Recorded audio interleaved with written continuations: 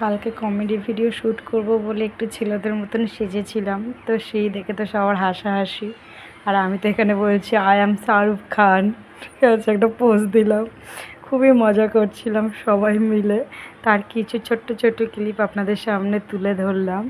আমরা reels video shoot করতে গেলে কি মজা হয় কি হয় সেই সবগুলো একটু তুলে ধরার চেষ্টা করলাম। ছোট্ট একটা ক্লিপ করেছি, করে আপনাদের সামনে তুলে ধরেছি। এই যে আমাদের বাড়ির বৌদি, জিজু, এরা সবাই বসে তো দেখছে, হেসে তো পাগল আমার গো পাখা দেখে। তো জিজুর সাথে একটু আর কি মেরে নিলাম।